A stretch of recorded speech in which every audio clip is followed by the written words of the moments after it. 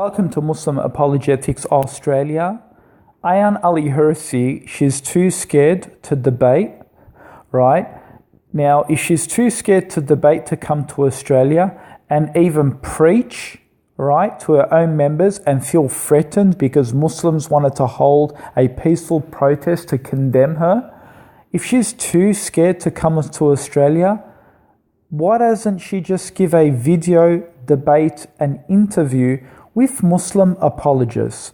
Oh, okay, she's never afraid to come on to anti-Islamist shows like the Bolt show. Yes, of course, everyone is invited there. Pauline Hanson's right men to speak as apologists, to defend Pauline Hanson, people like Ayaan Hirsi, and Mr. Bolt has had a full pack of goes at the Muslims of Australia and is continuing his outrage against Muslims, and of course he's an Islamophobe. And of course he invites Ayaan Hirsi and she discusses her statements regarding Islam and Muslims from a TV interview. I mean, amazing, isn't it? This is the best that this woman has got. The best policy this woman has got to speak behind a camera and not engage with Muslims in a debate. Amazing. Let's review her talk with Andrew Bolt and you will see how her points will get debunked.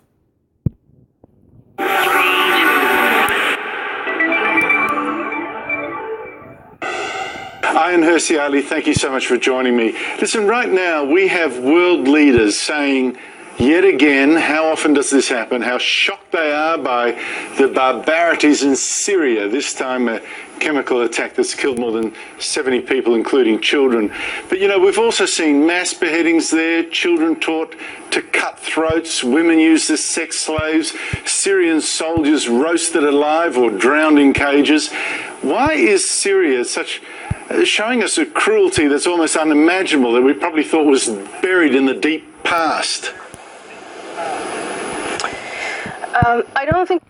Why, Mr. Bolt? You know why, Mr. Bolt? I mean, I just got it. Wait, hang on. I've just teared up. I mean, I'll tell you why those Muslims are killing each other and you know, they're all, you know, I mean, notice how they act so sad about that situation. Notice how sad they act, as if they really care about Muslims killing Muslims. They do not care about Muslims killing Muslims. Honestly, these people would want Muslims completely extinct and terminated, no matter whose side you are. Are you on the radical side? Are you on the progressive side? Are you on the liberal side? Doesn't matter. Are you a Muslim? Yes, you're a Muslim. If you follow the Quran, yes, you're a Muslim. We don't care, just kill yourselves. Kill each other, we don't care. And you know what? We won't speak about the elephant in the room. We won't tell you that it was our invasion of Iraq in 2003 that caused the uprise of gang violence and gangs to emerge like ISIS, to start killing people because of the oppression they faced through wars. And now that they're coming out as fringe groups and they're trying to fight back and restore a Sunni leadership and so forth because America came to take that away from. Of course, they will not talk about the puppet, right? They will not talk about the puppets. They won't. No. The puppets who actually caused the dramas there to begin with. It's specific to Syria, but right now we are seeing the... Yes, of course, it's not specific for Syria, Ayaan Hirsi. The bloodshed that is not specific to Syria, yes, the American forces came in and killed a lot of those people, nearly 500,000 of those people, and created massive destabilization and destroyed most of that nation into bits, and now you are trying to clean up the mess. You're bringing the American forces back in there, you're bringing back the Russians in there, and you're destroying it and debunking it and bringing it back into the third world, and you're trying to take it back into the dark ages. We understand the games that are played out here. These horrible developments in Syria, and I think Will she once talk about the terrorism that this heinous animal did by chemically engineering and dispersing it upon the people, foaming at the mouth? Will Andrew Bolt speak about those suffered under the chemical attack? And notice, this is done by a liberalist. Bashar al-Assad is anything but a religious figure, but they don't want to talk about that. You see, Ayaan Hirsi would not want to talk about Bashar al-Assad being a non-religious dictator. Yes, a secularist, someone who's completely turned away from religion. He may claim he's a Muslim, but we know that he doesn't hold Sharia law. Right? He doesn't believe in Sharia law. So Ayaan Hirsi will sit here criticizing Islam and Sharia law being barbaric, killing infidels and so forth. She has a go at people like Walid Ali, giving us a washed down version of the Quran, and it doesn't really talk about killing infidels. Walid Ali is on this imaginary stage that he's got this imaginary flying Islam somewhere version of Islam, as she'll say in this video. And of course, Walid Ali has this interpretation of Islam that he wants to present to but that's not true. That's not true. Islam is Sharia and killing and barbaric and killing the infidels and killing men, women and children. But Assad is a non-Sharia person. He's a non-Sharia compliant person and he's killing people. The most important thing is for governments across the world and U.S. leadership to get together and do something really. And I'm not going to specify what exactly needs to be done, but Bashar al-Assad is getting away now for the second time, or seems to be getting away for the second time, with the use of... Listen, you stupid mutt. Why don't you call him a terrorist instead of saying he's getting away from it? Getting away from what? What, he's playing kiss chasey in the schoolyard? Why don't you call him a radical terrorist, liberalist, secularist, but you won't call him that? It's amazing. Today I heard Donald Trump saying, I'm going to now strike military force against Assad. And he did that. Good on him. Good on him, he did it. A lot of Muslim countries haven't stood up to the plate. Of course, I'm not backing Donald Trump. I think he's I think he's got stupid policies, rentless policies, but he still stood up. It doesn't mean I defend him at all. If a tyrant is going to take and give justice to another tyrant, well, I'm with that policy. So Donald Trump says that Bashar al-Assad has broken international law and broken UN convention not to use chemical weapons. And using chemical weapons is a war crime. War crime. So you know what they do? They say, okay, we're going to launch some missiles. We're going to bomb those facilities where chemical weapons are made, but why aren't they actually taking Assad completely out? I mean, Saddam Hussein, there was no proof that the man had weapons of mass destruction. They took him out anyway. They hunted him anyway. What is this? Oh, we'll just blow a chemical station, and that's basically it, a one-off strike. Where's the imminent strike? Where's the strike to take him out and bring him in front of the international community, in front of the international court, so this man can be tried for killing more than 170 people in 2 chemical attacks? In the first, almost more than 100 people died, and in the second, approximately 60 to 70 people died. So why isn't he put to the international court to be judged? So he can be prisoned like Milosevic. Why not? So he can rot in prison. So why aren't they talking to him as if he is a terrorist? Why? If ISIS used chemical weapons, they would be completely condemning in calling this man a terrorist, this organization a terrorist, calling it what it is. But when it's Assad, notice the washed down words that they use. Oh, he's a sovereign state. He's broken the UN convention. We need to strike his chemical warehouse.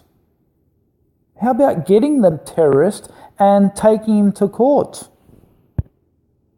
Chemical weapons. The United States president said he will not get away with that, and I hope he can rally the international community to help him in not only getting rid of Bashar al-Assad, but also in then dealing with the aftermath of that.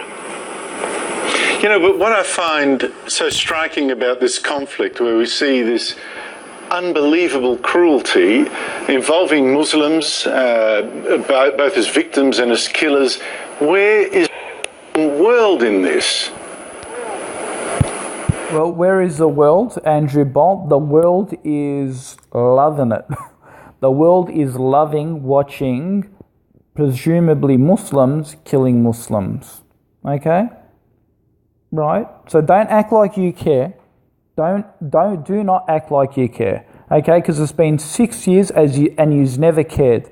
You only care when there's 500 Yazidi women stuck on a mountain, right? And none of yous complained when America went in there to save 500 women.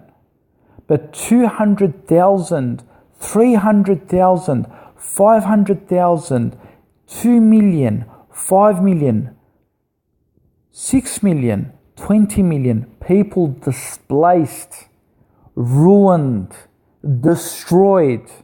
And you know what? Forget Syria. You're out there trying to catch ISIS in the villages somewhere. When the bigger terrorist, and how many did ISIS kill? How many did ISIS kill? How many till now? How many did ISIS kill? 20,000 people, 40,000. I don't even think they've even killed 40,000. But Bashar al-Assad has killed more than 200 to 300, 400,000 people and left the country in ruins. And you care more about ISIS.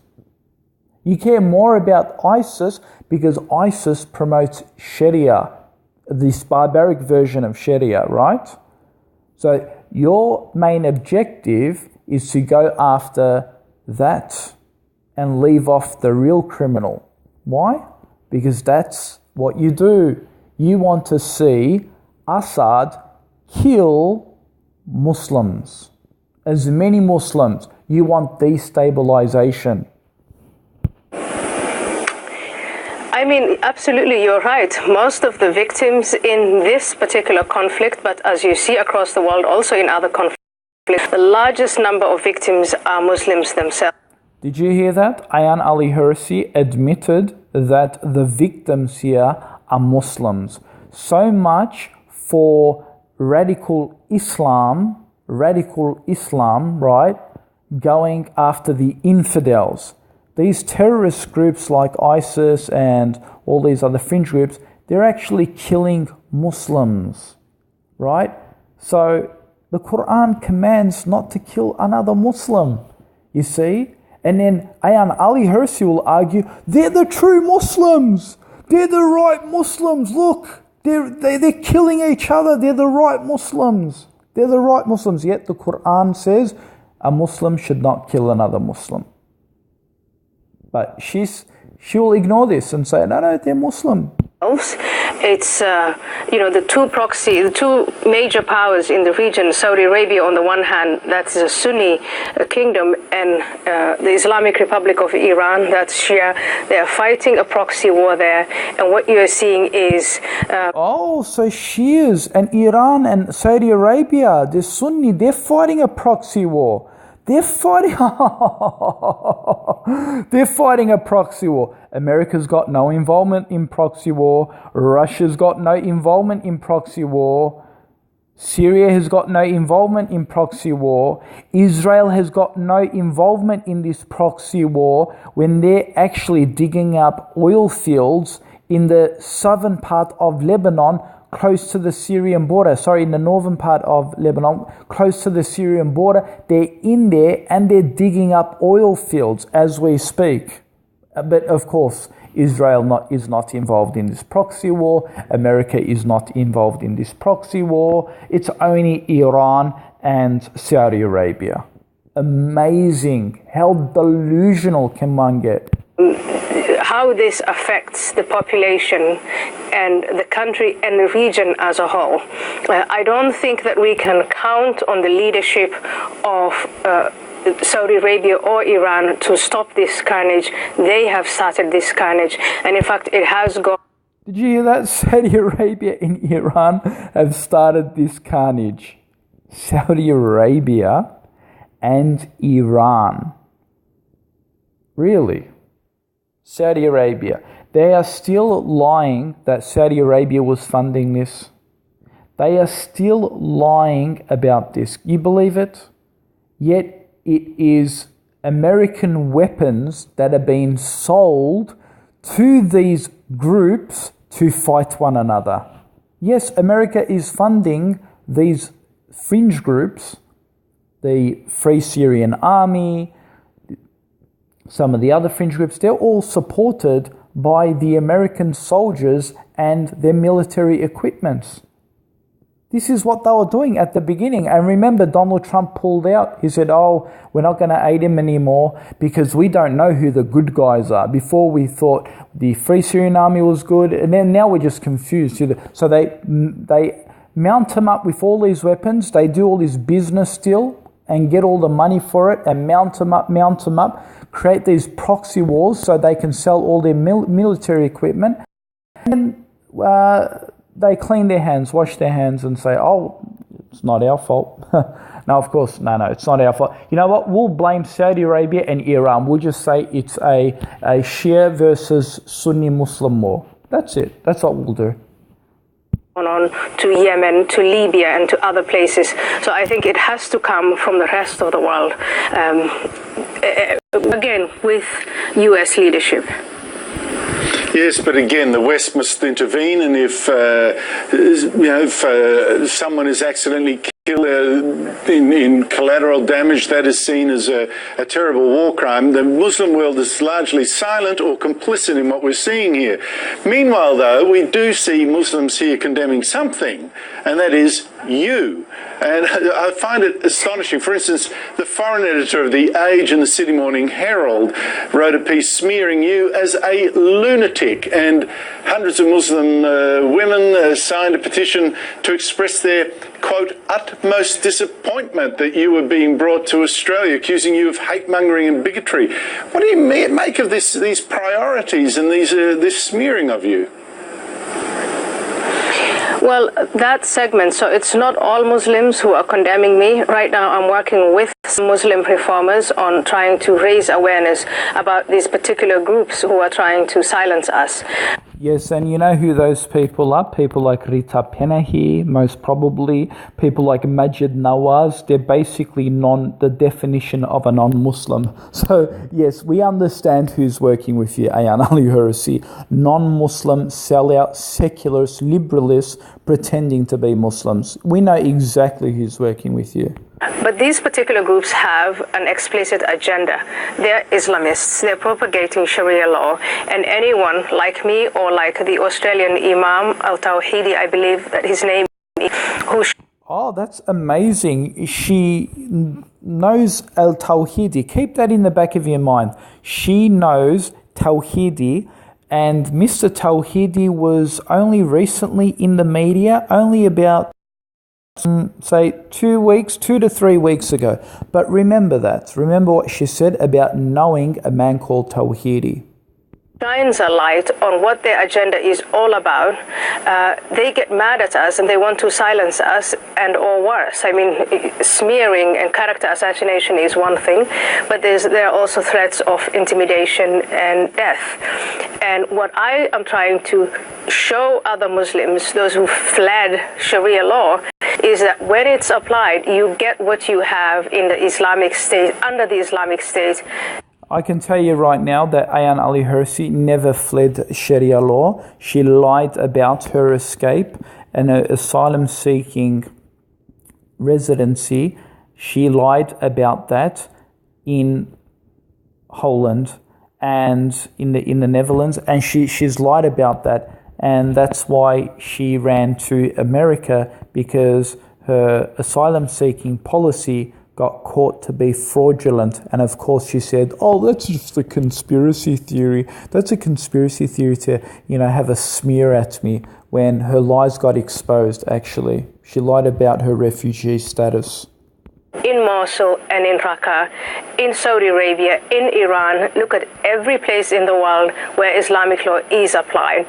Don't be foolish, don't be soft. This is interesting. She says, oh, look at Saudi Arabia. Do you see the horrendous crimes committed like we do in places like Syria, in Iraq and Iraq? Do we see that in Saudi Arabia? Do you actually see that? She's like, look at wherever. Do you see people protesting, lynching, killing one another in places like Saudi Arabia? There's peace and stability in the land. They love living under Sharia law. Of course, it's not even complete Sharia law. They don't even really follow maybe 50% of Sharia law in Saudi Arabia. Yet you see peace and stability in those lands, in whether it be Dubai, whether it be Jeddah, whether it be Mecca, Medina. You've got peace in those places, and places like Dubai do have non-Muslims. So you have peace amongst the non-Muslims there. So what is the issue? You understand the problematic lies that she portrays. Wherever there's Sharia, there's bloodshed and there's horror and there's killing and then there's murder. She's just ridiculous. On more Islamic law, it doesn't matter if you apply it in Australia, in Afghanistan, or in the Middle East, the outcome is the same. It's perpetual carnage, it's the oppression of women, it's intolerance, and it's moral bankruptcy. It's nihilistic. Everything that she's saying is nonsensical. Oh, it's going to be applied in Australia, and it's intolerance. Can you? We are Muslims, Australians. What are we? Third or fourth generation Muslims? Where is the tolerance here? Where is the We wanted to have a peaceful protest to condemn her lies against Islam. We were men, women, and children peacefully protesting, and you know what? She got embarrassed. She got embarrassed because we had men, women, and children with us without any force going to condemn this woman, going to protest against this woman. And you know what? She didn't like that publicity, because you know why? She was going to get exposed about Muslim women being oppressed. So what did she do? She ran to say her life was threatened. What a cop-out. What a sneaky, she reminds me of Robert Spencer and Pamela Geller. It's a great cop-out of the 21st century. When you can't win a debate, when you can't face up to the lies, just tell them your life is being threatened and hide in the dungeon of your own cabinet. But I also fear here that the voices of reform, and I know on your last visit here, you were saying you'd written a book about your hopes that Islam could reform, and I want to get onto that later. But I know you can watch the video below. I address the claim that Islam needs to be reformed, and I completely debunk and refute Ayaan Hirsi. Have a look at it. Hyperlink below this video. Notice that the voices here of reform are silent. The women here are saying, who protested against you, say they want a respectful dialogue. But in fact, I've asked them to come on here and have that. They've refused that. And they've... You know why they've refused that? Because Mr. Andrew Bolt, you are not a fair commentator. You are not a fair anchor person. You will not allow the Muslims to actually engage. No, that's not how a debate works.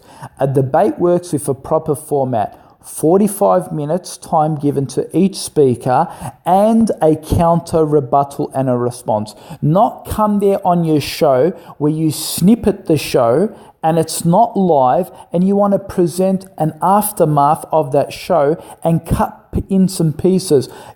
I'm glad that the Muslim women actually refused, because you are biased and you will prove how, you've proved that in the past and you will prove and demonstrate that in your show. So I'm glad that they didn't get invited to your show. I'm pretty sure if they got invited to a more neutral platform such as, let's say, the Q&A, maybe, or even there I've got some disputes, but somewhere neutral, not a place where you have two Islamophobes against a single Muslim woman trying to defend herself. Because we know what you're going to do. Both of you are going to try and gang up on her because both of you are Islamophobes. So to say that we want to invite a Muslim woman on our Islamophobic show where we get to say what we have and we will edit out what we need to do on our own show,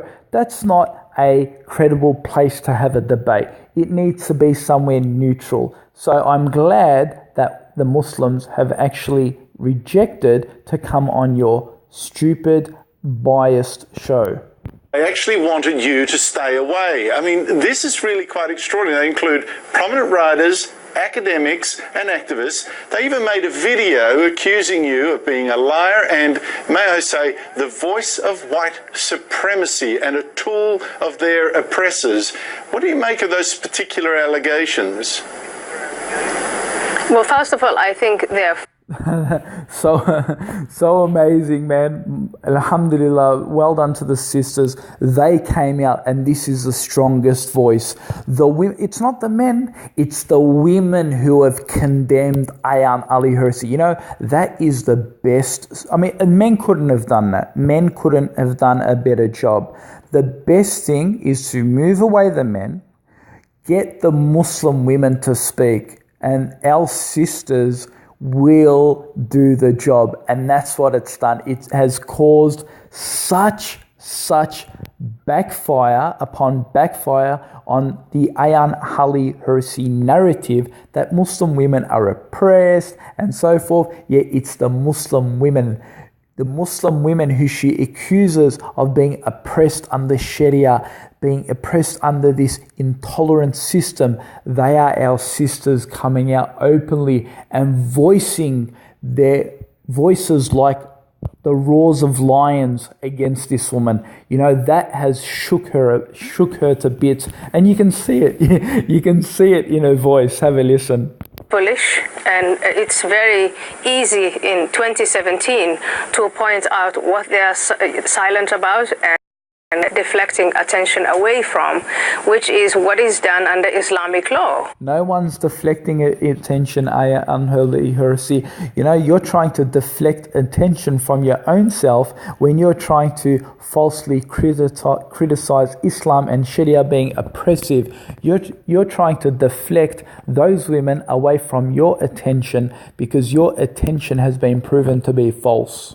Why are these very same women not coming out now? Again, as you started in your program, why are they not protesting the things that are happening in Syria now? Why are they not? This idiotic woman has completely ignored that Muslim women and men have been protesting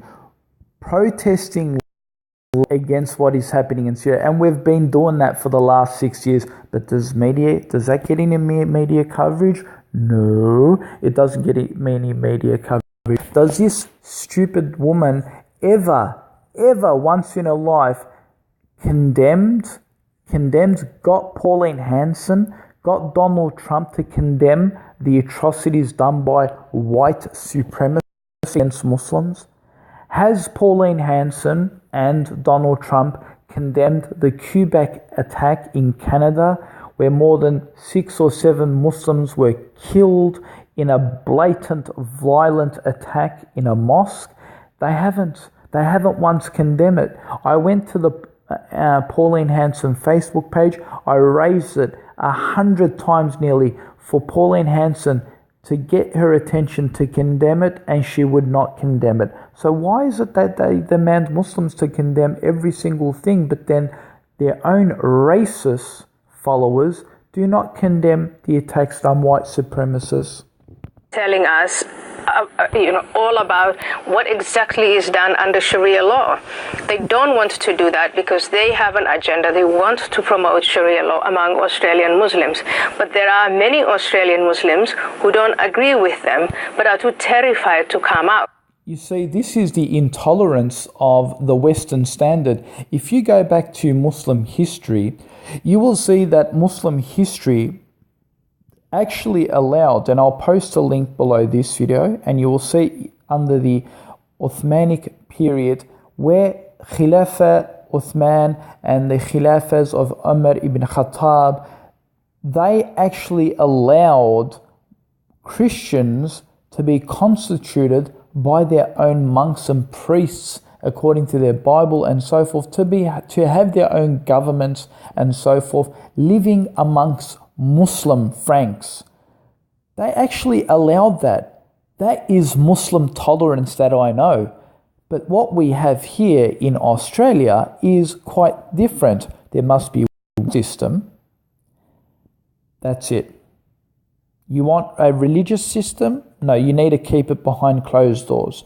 Even if that religious system does not impinge upon the rights of other people, except it's a private matter for a Muslim, they still do not accept it. For example, if a Muslim man wanted to marry 4 wives, can he do it in a polygamous marriage?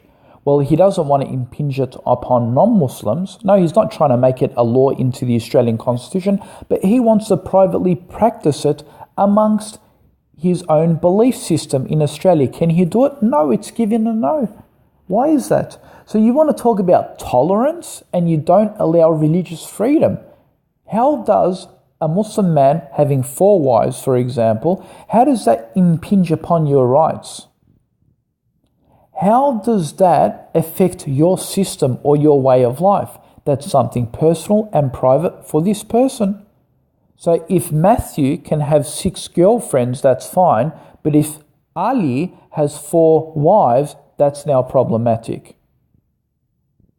Now, I know you may say, oh, well, if he has 4 wives, he wants to take some of our governmental grantings. Well, fine. Take away those governmental grantings.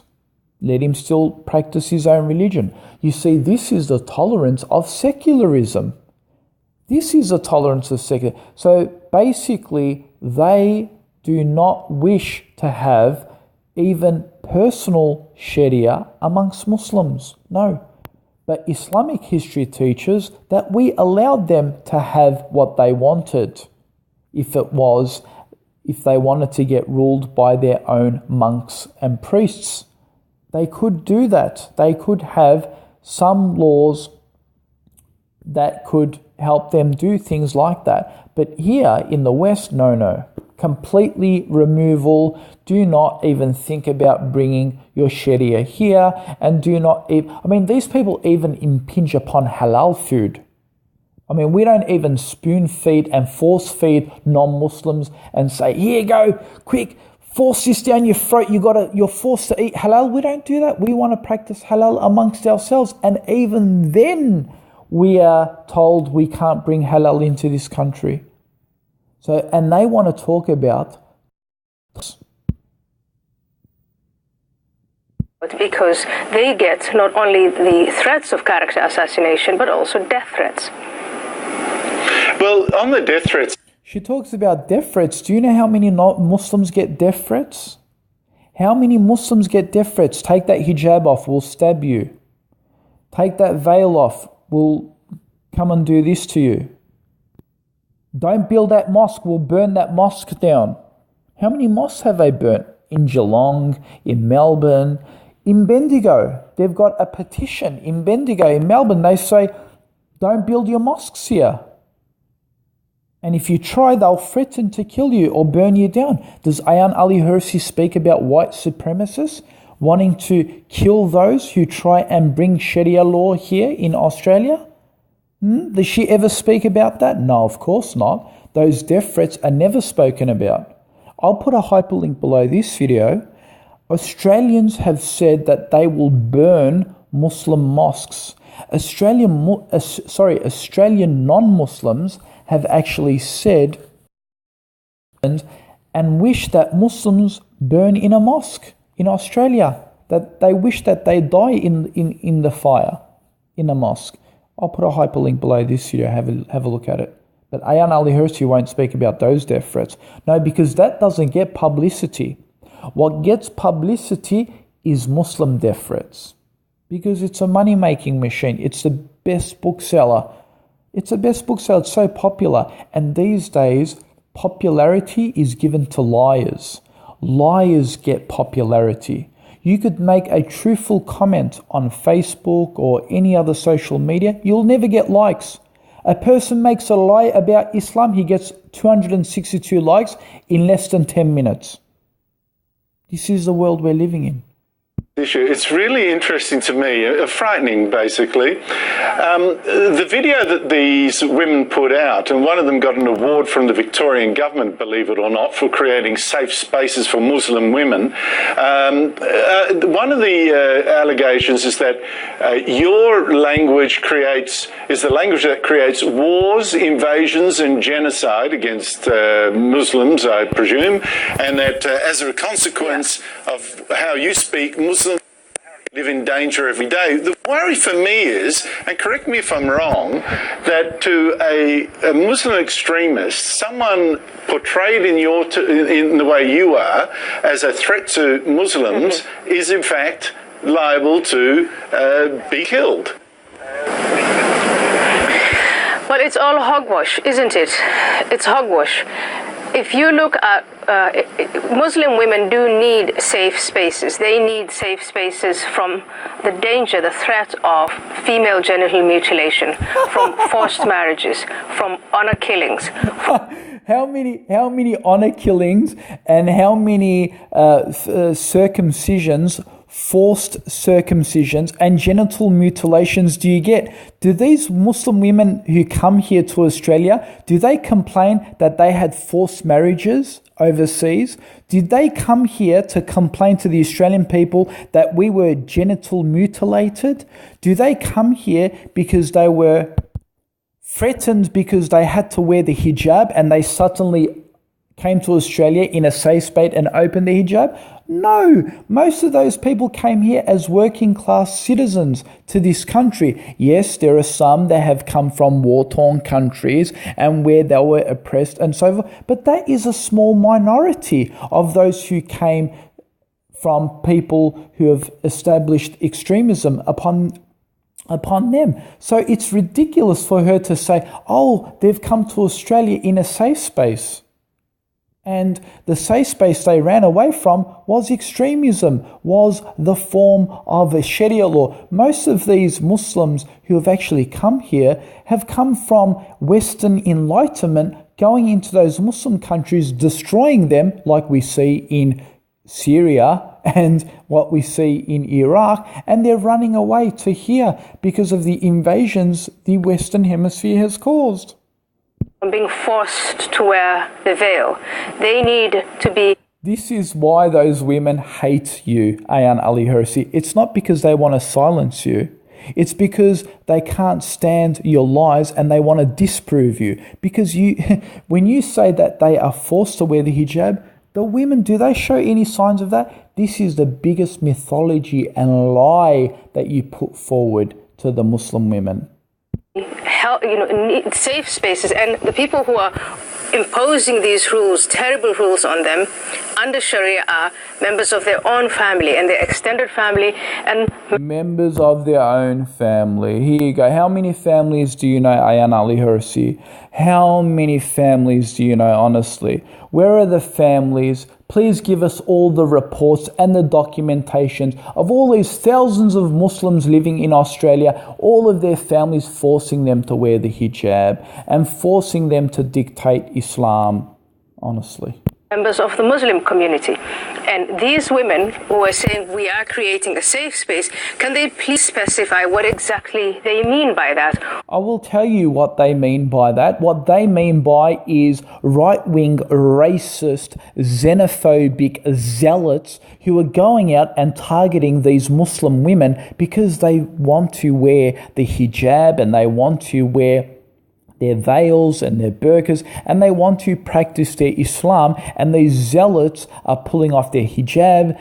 They are going into transportation, buses and trains, and they are insulting these Muslim women like hooligans and harassing them. This is the safe space that these Muslim women are talking about.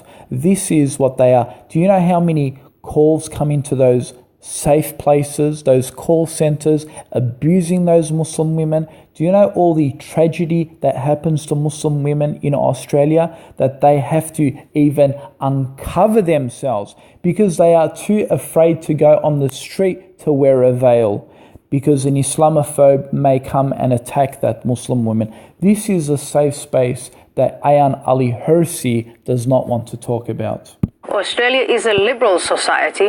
The immigrants from Muslim countries have fled unsafe places, and they have found in Australia. And what makes you really, really annoyed, Ayaan Hirsi, that they have ran apparently away from extremism, and they came to find safe haven here, but those same women wear hijabs and veils. And they apparently ran away from extremism because apparently extremism in those countries were forcing them to wear the veils, but now they've come to Australia and they're still wearing the veils. So you know what? Someone's lie is not adding up. In the United States and in Europe, especially women, law protect them.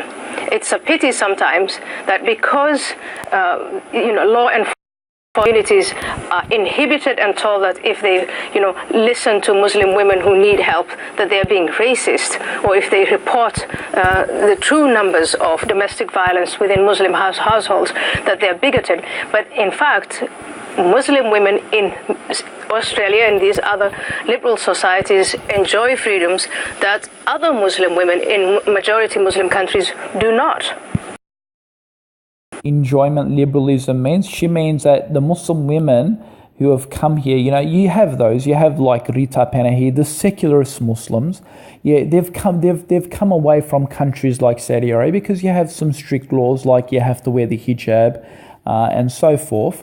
And that's specific for Saudi Arabia. It's not for all places. Okay, so she likes to conflate it to Saudi Arabia, and suppose that woman comes here, she may feel liberalistic, she may feel free, she may feel like she could do what she likes. But is Australia really free? Can a woman walk the street bare naked? No, you can't. You'll get arrested. So what do we mean when we measure freedom of rights and liberalism?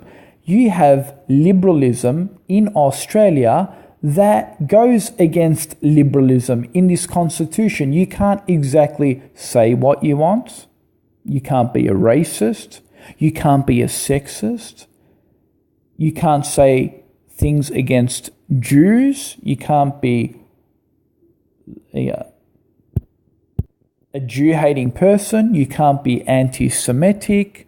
So where is the freedom of speech and liberalism that you call to? You want to call that these Muslim women are coming here and they should be thanking Western Enlightenment, and you want to degrade Muslim countries and say, look, these Muslim countries are this and that, yet your own Western Hemisphere has regulations and oppresses freedom of thought, freedom of speech, liberalism.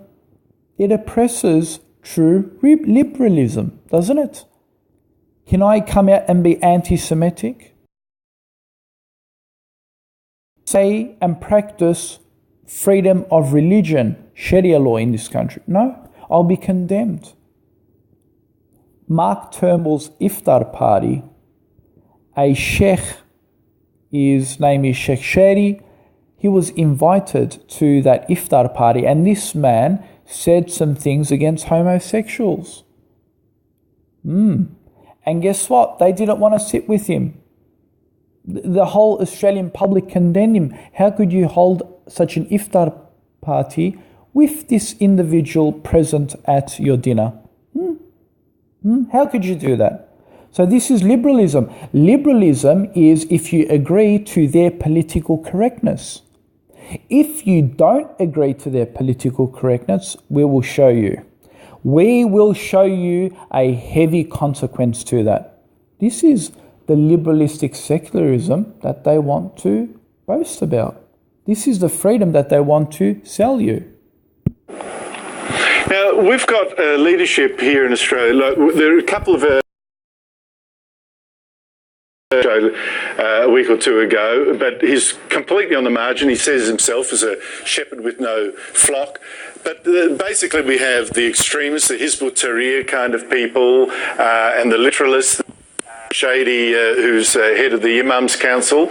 You get the people who attack critics of Islam, like the women we've been discussing. And then we get the ones that say nothing or are apologists, like Walid Ali, perhaps the most prominent Muslim in Australia, who, when Boko Haram kidnapped hundreds of Christian girls and turned them into sex slaves, he dismissed them as just vigilantes, never mentioned they were Muslims.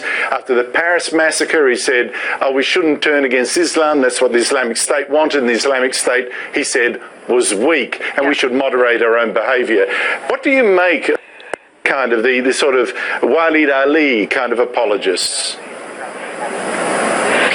Well, I think, I don't know him personally, but... Hear that? Remember what I said at the beginning of this video? Pay attention to her knowing Sheikh Tawhidi, who just came on stage about 2 or 3 weeks ago. Yet she doesn't know who the most prominent Muslim person is in Australia, and that's Sheikh Walid, I'm not saying he's a sheikh, but Walid Ali, right? And he's one of the most secularized, liberalistic Muslims that you know. And even he has been criticized being a closet jihadi, being a radical, even though he himself has received death from ISIS as well, just like Sheikh Tawhidi. But she seems to know Sheikh Tawhidi more than she knows Walid Ali. She doesn't even know Walid Ali. Isn't that amazing? You know why she doesn't know Walid Ali? Because Sheikh Tawhidi is a complete sellout. He has completely taken sides with the non-Muslims. I mean, the guy's against Muslim schools, he's against halal in this country, and he's completely against Sharia law, completely against Sharia law in this country. Muslims to practice their faith openly in this country, he's against this, right? And he is recognized by Ayaan Hirsi, and he's only been on stage for 2 weeks, 2 to 3 weeks. Yet Walid Ali, he's been on stage for years. The guy has even won a Logie in Australia, right? He's won an award. And apparently Ayaan Hirsi doesn't know him, yet he himself is a liberalistic secularist as well. But of course, the Islamophobes don't like Walid Ali. They don't like him because he speaks on the sense that the ISIS terrorists are actually misinterpreting the Quran. So why would Ayaan Hirsi want to know such a person? See how she only selects and picks who she wants to know about? Someone who says the Quran is completely in line with ISIS theology. Yes, that person is now the popularist in Ayaan Hirsi, someone who's just come on stage 2 to 3 weeks ago. But hey, a Logie winner, someone who condemns ISIS and at the same time says they misinterpret the Quran. No, Ayaan Hirsi can never know such a person. Analyze that kind of language and those arguments. I think that is someone who has some form of a stake in a Muslim Brotherhood type or a Hizb ut-Tahrir type of organization and shares in those beliefs. So when we Muslims say that ISIS misinterprets the Quran, we attach ourselves to Hizb ut-Tahrir. We attach ourselves to Hizbullah. We attach ourselves to people, and it's interesting because apparently, according to secular think tanks, Hizb ut-Tahrir is a radical group. So how can Walid Ali attach himself to Hizb ut-Tahrir? I mean, this woman doesn't even know what she's talking about. She doesn't even understand Muslims in Australia. She doesn't even understand them. I mean, this woman is absolutely ridiculous. So she doesn't know what she's talking about. And of course, Walid Ali does not want to show that ISIS is Islam. And they're not. And they're barbaric. And we've actually shown, we've refuted the verse of the Quran. I'll put a hyperlink below this here and you can see for yourself that the violent verses in the Quran misinterpreted by Islamophobes and by extremists is a misinterpretation. But you know what? They don't want you to see the real interpretation in context without manipulation, because Ayaan Hirsi has got an agenda that Islam must be completely taken out, wiped off. This question was actually put forward to her and it was asked about her. Do you want radical extremists removed, or do you want what exactly do you want from Islam? Can the moderates still follow Islam and the Quran? Can that be followed? She said, no, just get rid of it all. So how can you go and understand this woman through her biasness? How could you even project any truth from this woman who's now trying to claim that the Muslims are trying to give a wash down interpretation of the Quran and that there's only one interpretation? She's a complete liar and wants Islam gone, period. So of course, even if a real interpretation exists, she doesn't want to know about it. If Walid Ali exists, she doesn't want to know about it. If he's famous, she doesn't want to know about it. And shares in that worldview, and in that worldview in Western society, they are generating a lot of propaganda where they try and convince the communities, this is liberal communities, to accept that what ISIS does, what Boko Haram does, and countries like Saudi Arabia, etc., what they do with finance, that all of this has nothing to do with Islam. And well, Mr. Andrew Bolt has got his own propaganda. He's giving you more than more than 15 minutes, maybe more, to talk on your show without you being cut off, without him interjecting to every single one of your statements. Apologist on the show, giving him an ample amount of time to refute your claims. See, he won't allow that. So you want to talk about propaganda, yet every single media mainstream gives you all this unlimited time to spew your garbage, and you want to talk about propaganda? What a rubbish woman. There is some kind of, dream religion up there called Islam, and all of these things, all of these atrocities committed in the name of Islam is just separate from whatever it is that they're trying to market. And I think they need to be called.